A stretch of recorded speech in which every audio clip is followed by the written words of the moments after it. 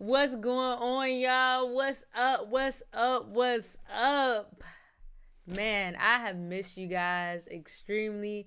I took some intentional time as the new year came in to take some time to rest, to seek the face of the Lord, to reset, to just get everything ready for this year. And y'all, I am so excited. If you watched the last episode, I kind of prefaced it a little bit. I'm excited for what this new year is going to bring. It's going to be some great things, some big things, and I can't wait to share it with y'all. I'm glad you guys are choosing to be along in the journey, and we gonna jump in. We gonna jump in. If you haven't watch any of the episodes, go back. It's only 3 of them. Catch up while you can, because we're gonna be dropping them back to back to back to back. So take some time, catch up, so that you are up to speed, and we just keep it moving from there, guys. Again, I'm honored, I'm privileged to have you on this podcast, watching, tuning in, listening, wherever you're at, wherever and whenever is really what I was trying to say. Wherever and whenever you are listening to it, I'm blessed, and honored for you to think it not robbery to spend some time with me. But we're gonna jump right into it. We're not gonna take too long. I thank God for my brother. He seen me struggling with my mic. He said, you need a mic cover. That's why so much feedback and all that stuff. So thank God for him. Shout out to him. If you don't have him or you're not subscribed to him yet, go subscribe to his YouTube channel. I'm gonna plug him. It's gonna be in the description. Y'all go check out his work. Awesome content. So whatever. Nevertheless, the reason why we are here on this day is to talk about a word that has been constantly coming up in my life personally for the past few months, I would say.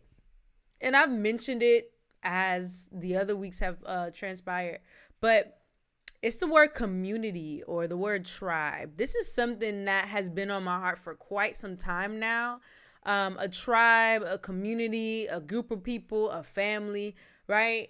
That you could really rely on, for real. A sense of belonging, a sense of peace, all of that just in one place, right? So today we're going to talk about that. We're going to talk about it. And I want to say these words. Where is your community? Where is your community? Where is your tribe? Where is your people? Where is your nation? Where do you belong? Really, ultimately, that is the question that we're answering or talking about today, right? So first and foremost, if you're on here, more than likely you're creative, more than likely you are a believer in some shape or form. And if you're not, we're believing for you that you become a believer. But ultimately, you are someone that probably sees things a little spiritual and natural, right? You see things that are physically happening, and you understand that there is also a natural realm and a spiritual realm at play, right? In everything, right? So when it comes to community, it is not exempt. It is not exempt. I say that in the mind of this proverb, and I have a few notes if I'm glancing over to the right. But if you want to go fast, go alone.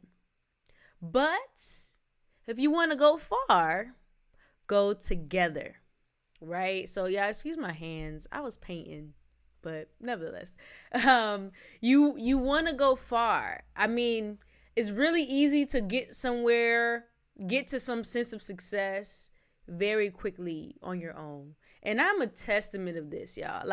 It didn't take me long to say, I want a studio. I'm going to figure it out. I'm going to get there, right? I got there fast. But am I still there? No, I'm not still there. And it's frankly, it is clearly okay that I'm not.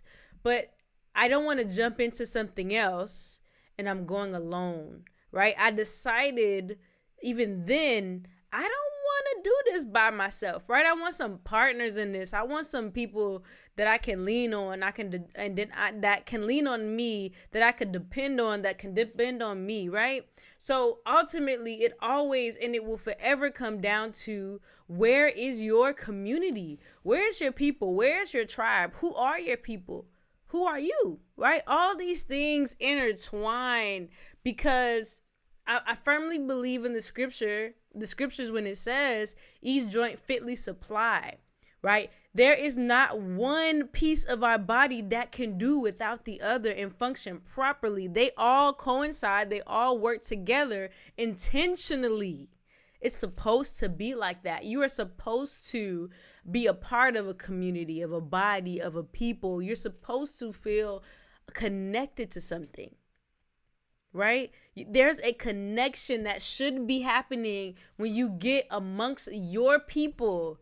If you're creative, when you get around other creatives, you should be clicking, right? And y'all should be able to, wow, boom, boom, boom. It's just magical when creatives get in the room and they are genuinely creative and they're not competing against one another, but they're really just trying to see their brother, their sister, their friend grow in their creativity. Hey, look, I see this is how you could improve. That's how you can improve. This is what you should do. This is what you should do, right? When it's like that, man, it's a beautiful sight. And I first got a whiff of this, a shameless plug, and I'm gonna be dropping a lot of plugs today because I just love the people that I am around. Thank God for them, near and far, right? I have a community of photographers, photographers and videographers, and they're believers as well, right? Most of them.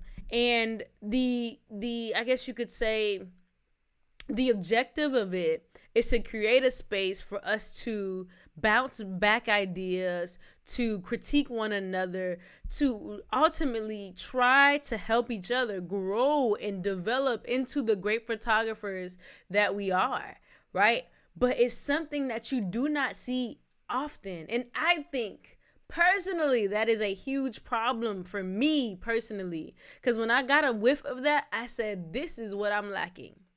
This is what I need. This is what I want, right? Ultimately, in order for me to be able to create my best work, I need to feel the safest, right? I need to feel the safest. Y'all feel me on this. Feel me on this. In order for you to create the best work you can create, for you to have postable work, for you to have a body of work that speaks volumes to who you are and what you're trying to communicate to your audience, you need a safe environment to create that type of thing. If you don't have a safe environment, you're going to be in what my therapist talked to me about is you're going to be stuck in survival mode. You are literally going to be in a place where you only feel like I have to focus on surviving. I have to survive. I have to survive. I have to survive. I have to survive. You're literally going through this cycle of survival, and you are not going to create your best work in survival mode. Guys, ladies, gents, I'm going to say that one more time because that's something I personally had to really feel. Okay? I had to really feel that thing. You would not create your best work in survival mode. Yeah, like, okay, I know some people might have we could have a little debate in this, that people, when they're going through the hardest time in their lives, they make the best music, for instance, right? But I want to challenge that thought a little bit. Is that work that they made in their most frustrated, sad, upset states, was that work their true display of themselves? Is that how they felt about themselves, or was that how they felt in the moment, right? So let's say somebody writes a song, they're going through a really bad breakup, they write a song about breaking up and heartbreak and all this stuff. 10 years from now, does that now still speak to who they are? My opinion, and this is solely my opinion, that didn't speak to who they are. That spoke to that moment in time they were in. And again, there's nothing wrong with that. There's nothing wrong with creating in those deep, intimate, dark moments. I'm just saying, and I'm just challenging your thinking a little bit about everything you should be creating should not be out of survival mode, right? Some of the stuff you create should be out of bliss, right? Like I'm just in love with life, or I'm aware that this is going on. It might not even be good, but I'm aware of it. And in me being aware, me having this safe space or this community around me, I can now sort through my thoughts and be a little bit more clear about what I'm actually feeling, what I'm going through, what I know, all these things. I feel like it could just create a better version of what you need to create. Ultimately, I feel like it can create a better version of what you're creating. So I digress. I'm gonna go to my points here. When it comes to the spiritual aspect, you have to trust your team, right? This is big, a spiritual aspect. And I say trust your team because I'm gonna dive into that a little bit, but it works again in the natural, in the spirit. It works hand in hand. You have to be able to trust the people that you placed in position in your life, in position in your business, wherever you are placing people in your life. Like you're setting them up, you're positioning them. You have to be able to trust them. You have to be able to trust the people you put in positions. And if you can't trust them, you either need to reflect within yourself, okay, what is it about me that I can't trust them? Have they done something that may have harmed me, hurt me, triggered me in some way, shape, or form? And if they haven't, you gotta like do some inner work, right? There's some healing that you have to do on the inside of you. You feel me? So whatever. I'm gonna go back to that. So that's the natural, but on the spiritual side, as I continue to like kind of go through my own healing journey, and I told you guys this from the first episode, I'm going to use this platform to display the goodness of God, ultimately to document my healing process. And I'm seeing a therapist, and she shared with me this analogy the very first time we met, and I knew that I needed to be speaking with her because she understood me in literally 15 minutes.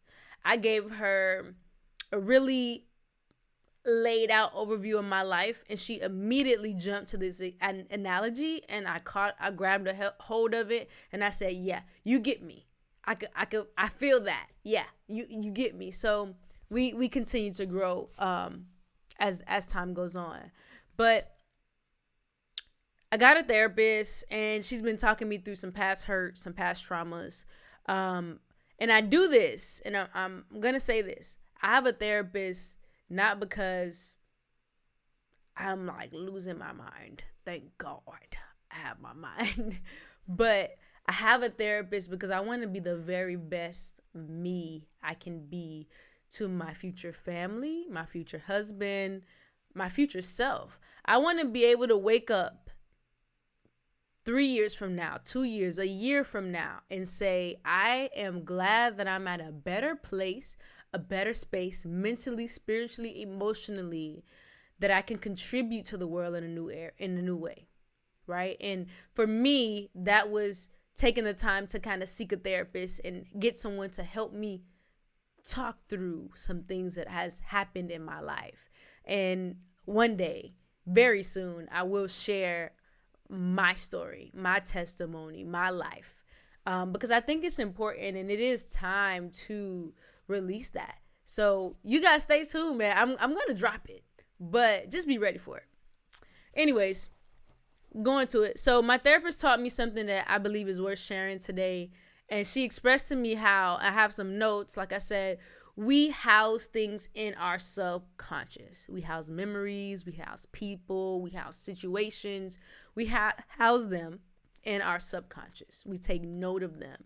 If you ever ran across the book, I think it's a book called, or if I'm not mistaken, Your Body Keeps Count. Your body keeps count, or record, or something along that form. I'll drop it in the description. But it's basically saying that there's nothing your mind, like your body is not ignoring and forgetting, right? If it happened to you, it affected you in some way, shape, or form.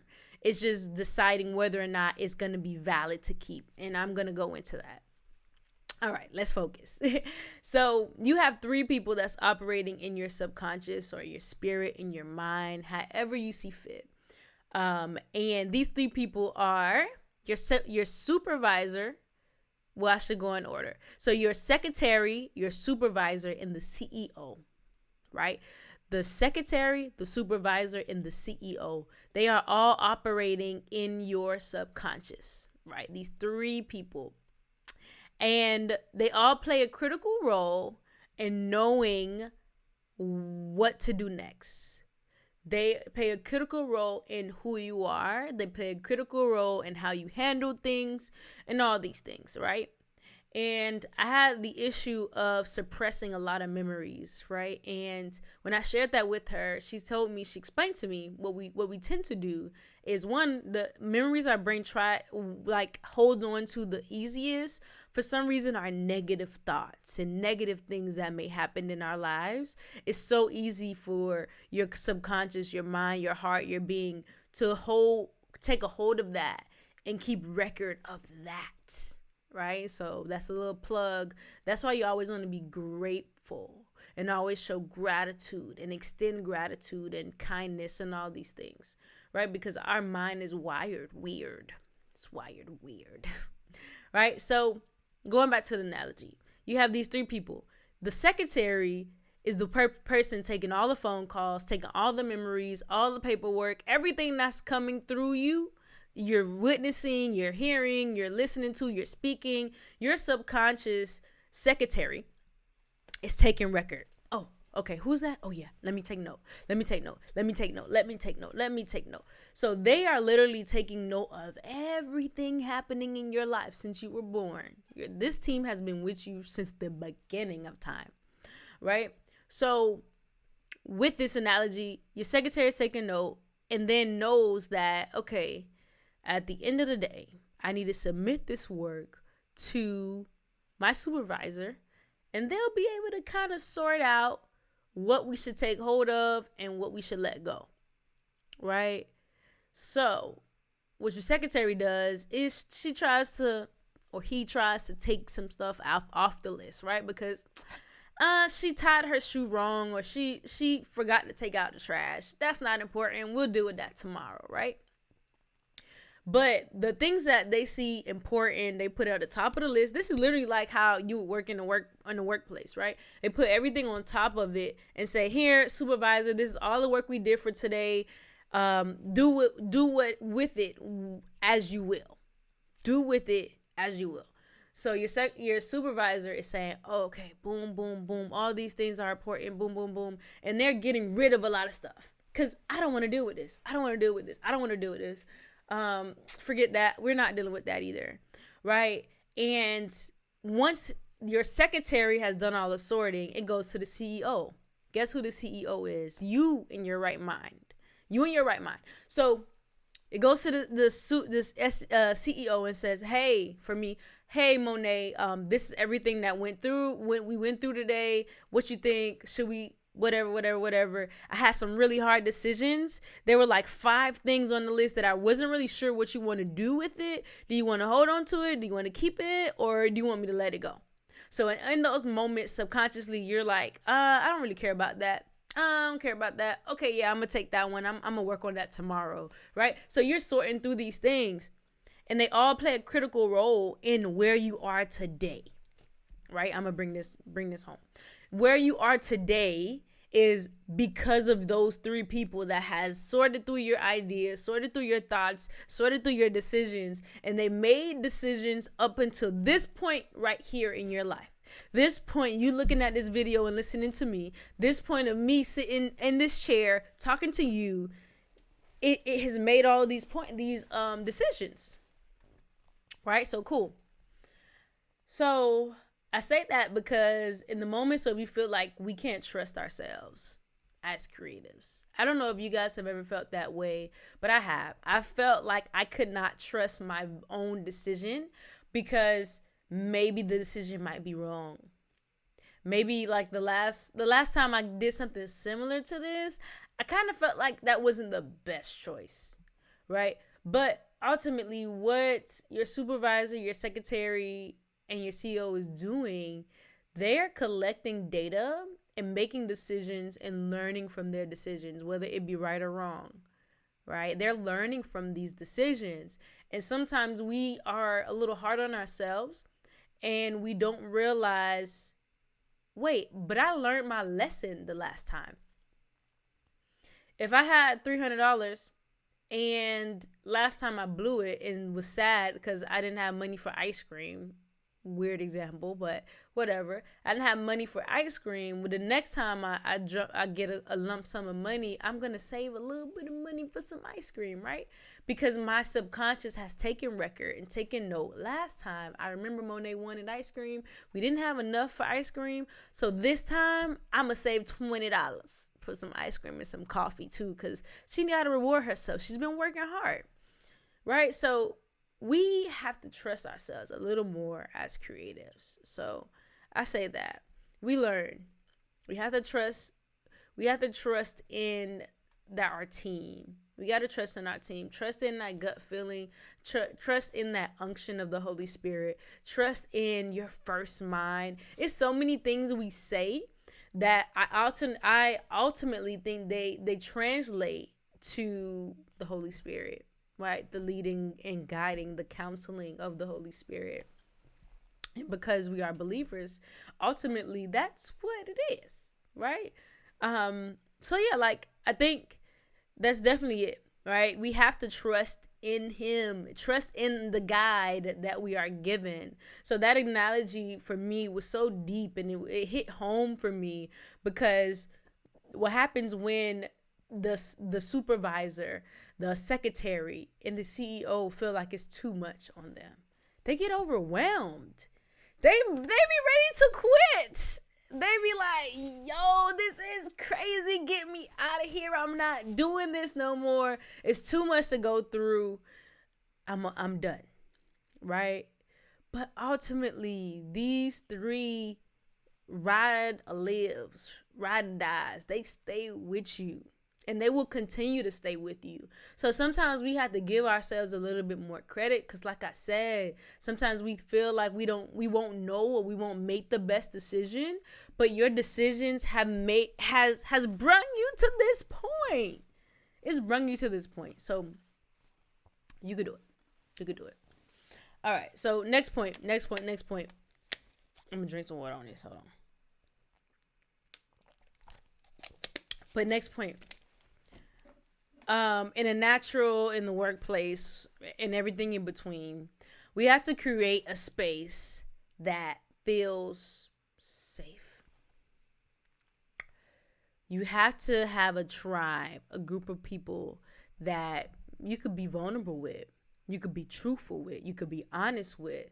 You have to have a group of people that can pray with you, that you don't feel like you're in some sort of competition, that you don't feel like ostracized, you feel like you belong, a sense of belonging. You need that as a creative. Why? Because like I mentioned in my last episode, a lot of times we are found alone and in a deep depression as a creative.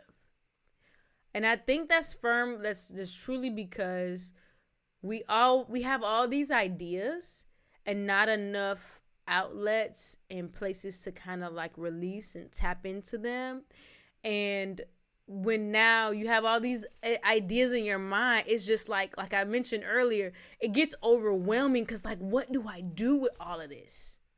What do I do with it? Right? So for me, like, it's so important. Like, I'm realizing it's so important for me to have a tribe that I can trust. Have a tribe. I mean, close few. I'm not saying go and be friends with everybody and give them all your details. God will lead you to who it really ultimately needs to be when it comes to certain things.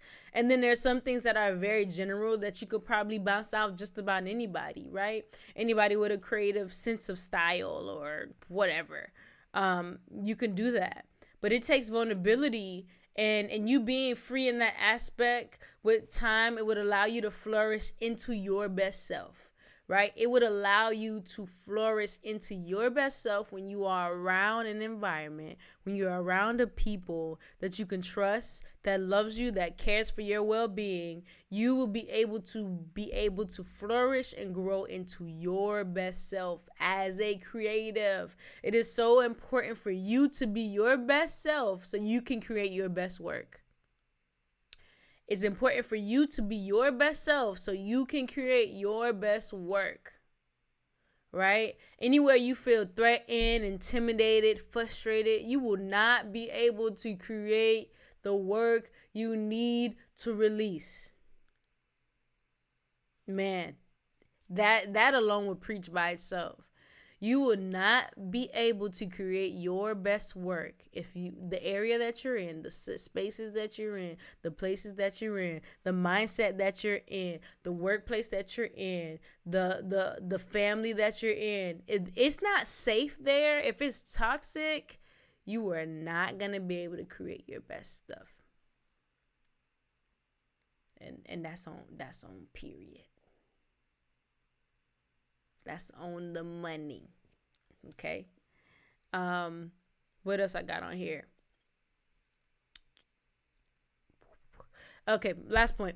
All right, if you need an environment that is conducive to your work.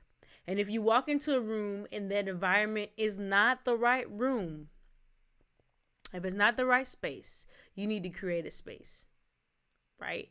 If that's your home, whatever, you need to have a space where you feel you're most creative, you're most safe, you're most at peace. You got to create that if you don't walk into it.